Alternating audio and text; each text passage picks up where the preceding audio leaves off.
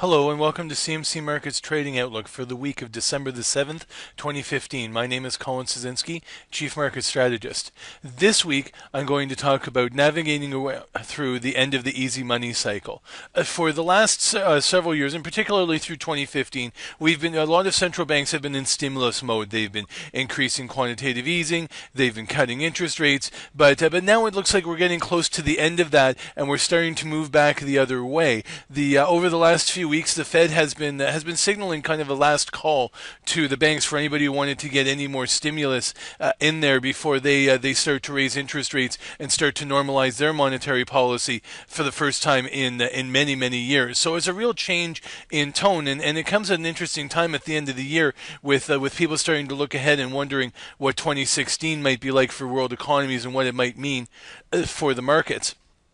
I'm talking here on the afternoon of Friday, December the 4th, and we've had the very strong non-farm payrolls report come out this morning. This was 211,000. It was a little better than the street expected, and basically it keeps the Fed on course toward raising interest rates. And interestingly enough, over the last several years, the trade had been historically, that when good news came out, well, that was bad for liquidity, and the market would go down. Well, now good news. The last few months this has shifted, and now good news is being seen as good news once again.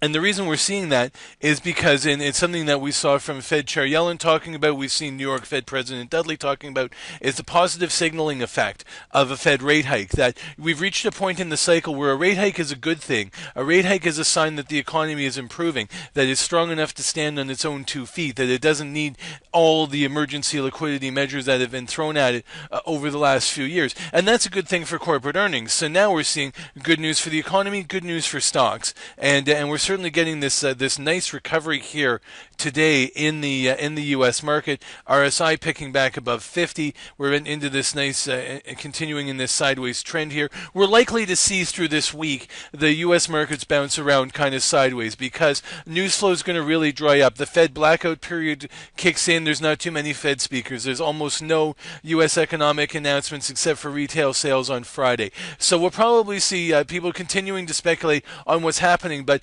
going back a day to Thursday when we had these huge swings and huge moves in euro dollar and in European stocks and things like that, it's a recognition, a realization that no, the ECB is not going to continue full on, and that it doesn't have to. The ECB actually raised its GDP forecast for 2015 and 2017. That things aren't in total dire straits, and so yes, we're moving through a transition period here where people are shifting from this focus on stimulus to boost the stock market to the economy boosting the stock market. We still could see some volatility continue through this transition phase, but eventually we are going to come out of this, and if we do start to see improving economies in the U.S. and in Europe and elsewhere, then that can be supportive for the stock markets for the longer term. So we're in a period where we could still see some short-term weakness, but that could be setting up for strength in 2016. So that's quite significant, and even though it's a little lighter for news, we still could see some volatility. Some of the main announcements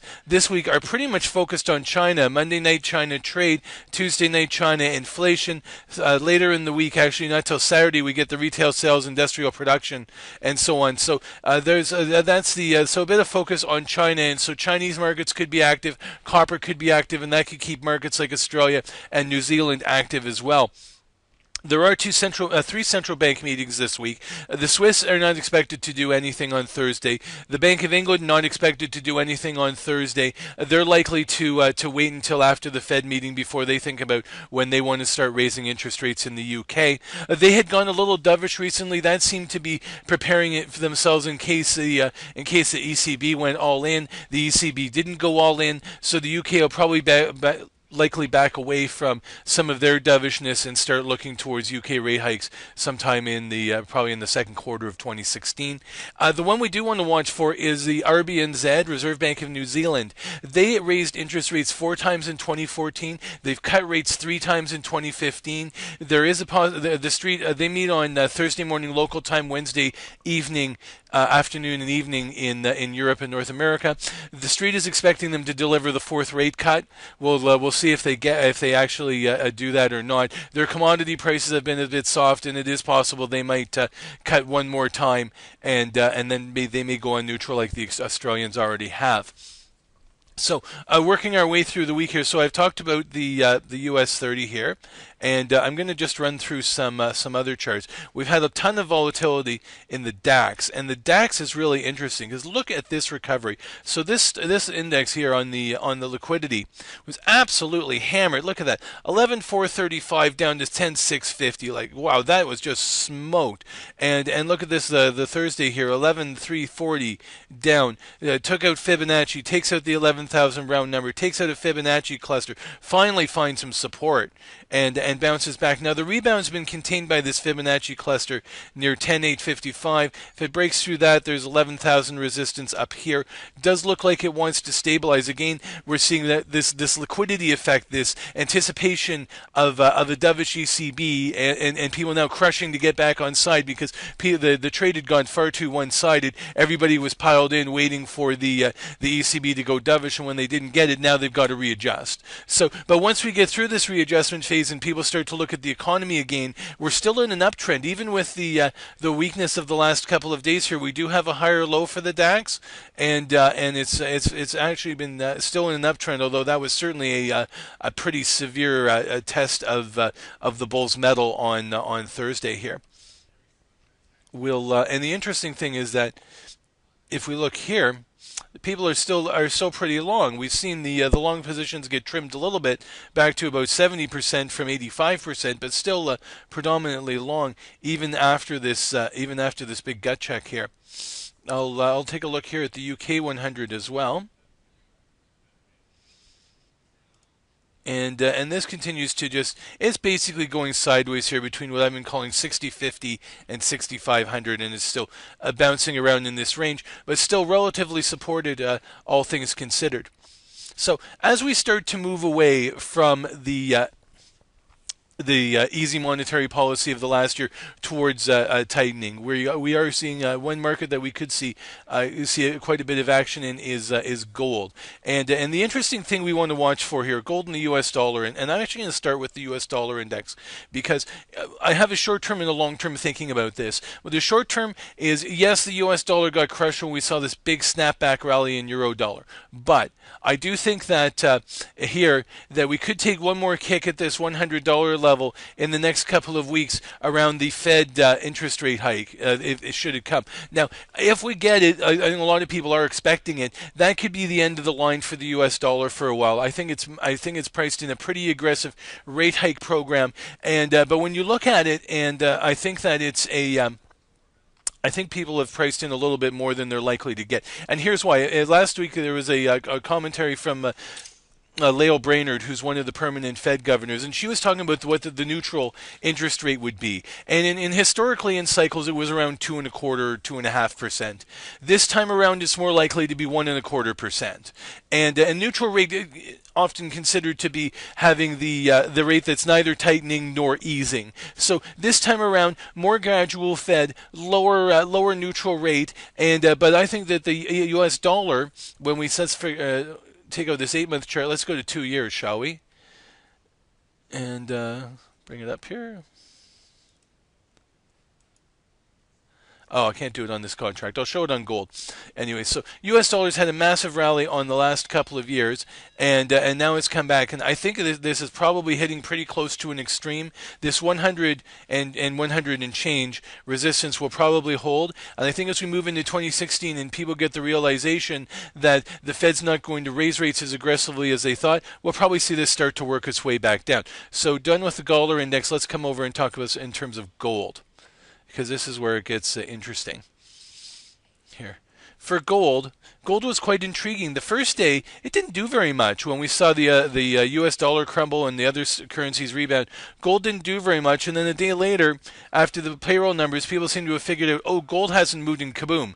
bang. So it's taken it right up into this Fibonacci here around 1086, 1088, and we see RSI taking a run here at 50. If we start to break this, we've got room for a run at 1100. But I suspect that that we could this resistance here, support resistance here, could contain this rally in the short term. I think we could still see gold do a retest here. This is about 1048, but gold has gotten really close to the $1,000 round number, and I feel like it's being drawn towards. And I just have this feeling that we may yet test 1,000 before this is all done, or at a minimum have a double bottom here around 1050. Gold's been in such a long downtrend, and so gold trending lower, U.S. dollar trending higher. Better part of 2 years, gold has just steadily been heading lower. So I think to bottom this out, you'd probably need a double bottom here at a minimum, and you may get a dip below 1,000 just because we're so close to it.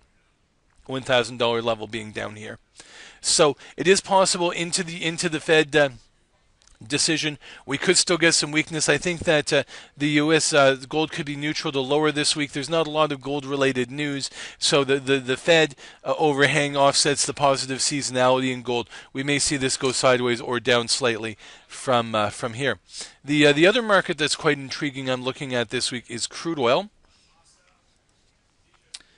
because we've had the OPEC meeting now, and they've come in with their 31.5 million barrel a day production quota. And there wasn't really much talk about. I mean, there's been a lot of rumor around. In this last week, we've had several days of 4% up, 4% down, 2% up, 2% down, kind of big swings in crude oil, bouncing around 40 here. We've got some pretty good support here around 39, 38, 80. If it takes that out, the big one is 37.50. Having dropped back below 40 again, even though this seems to be defended, I still think we could get a retest of 37.50. Possibility here of this 35 level, which is around the 2008 low. I do think in here you're getting into a zone where enough pain is being put on the OPEC producing countries that they'll try and defend it for the time being. But how far they're going to be able to move it up remains to be seen. Initial resistance on a pop is around 40.70, and this 42 level here has come in fairly strongly. So we could still see quite a bit of activity in crude oil as people try and sort out which way the market's heading. Is the supply war still going on? It seems to be. Does this get offset by lower production and lower exploration in some countries that are getting hit harder? It's still hard to say, and the jury's still out on crude. So it seems to be wanting to build a base here, but whether it bottoms out here above 38.80 or 37.50 or 35, wherever the low comes in, the jury's still out on that at this point in time. I'm just going to talk a little bit about some currency action as well. We'll start with euro dollar, the granddaddy. This had such a huge move. Look at this. It was almost at 105, ended up almost at 110. 5-cent move in one day. That's just mega massive for a currency market. So having an inside day on Friday, not a surprise at all. What is interesting is it is holding up near the high end of this range, so that's encouraging. I think we have seen a sea change here in currency markets. I think that the pendulum is about to start shifting back from pushing way out in terms of mega stimulus and starting to work its way back. The key level here is about 108 even, and from as long as it holds that, then we start to be in a emerging uptrend for the euro dollar. I'm going to bring up cable next.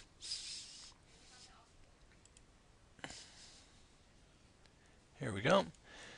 Cable has been in a downtrend. Look at this, though. It looks like we've got a nice reversal here. A dip below 150 to 149, back above it. So far, rallies have been contained by 152. If it can clear that, or 50 on the RSI, would signal an upswing. Otherwise, for now, it's a trading bounce within an ongoing downtrend.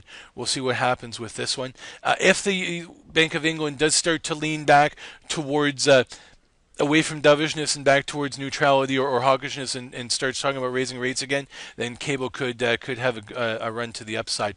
I'll do Kiwi dollar while I'm at it because they've got a meeting this week as well, and we're seeing this pick up. Look at this cup and handle pattern. Here's your cup. And here's your handle, rounded bottom down here, rounded bottom at a higher level, starting to break out, RSI picking up. So interestingly, when you look at this chart, you'd think there's no way the RBNZ is going to cut rates next week. And yet, the street somehow is expecting this. So this rally could, before the meeting, get contained by 68. Definitely, I would think by 69 here, previous high and the 200-day moving average. And if we do get a rate cut, we'll probably see this slump back. However, if they don't cut rates and go neutral, then this could be primed for a move to the upside. This seems to be picking up and gaining some momentum. Two more I'll just do quickly: CAD dollar and Aussie dollar. CAD dollar here, busy week for dollar CAD. Actually, so I'll use this one. This is Canadian dollar going up. This is hanging around just below 75. Still trying to base build here, kind of putting in a double bottom. Even with crude hanging around 40, CAD should probably have some sort of support. If crude starts to go really below 40, then this 74.25 support could be challenged. I'll just do flip it over and we'll do Aussie dollar. Here, Aussie's been picking up as well. Nice ascending triangle base forming here. Australian did stay neutral. There are a couple of reports out of Australia this week. The big one is the employment data on Thursday local time. So we'll keep an eye on that. That could spark some activity in the Aussie dollar. And I'll just finish with dollar CAD. Here, dollar CAD is still showing signs of topping here up and around this 134.30 area. This could be a double top here with that one and this one, and RSI still leveling off. So anyways, the point is it looks like we're in this a real sea change here for markets, changes in trend, and over the next week or so, we could start to see a lot of people positioning and setting up for the Fed decision, and then positioning and setting up for 2016. It looks as though we might be for a while. It looked like the Santa Claus rally may get delayed a little bit. It still might, but if we do get a Fed rate hike, there is the possibility that Santa could arrive just a little late this year.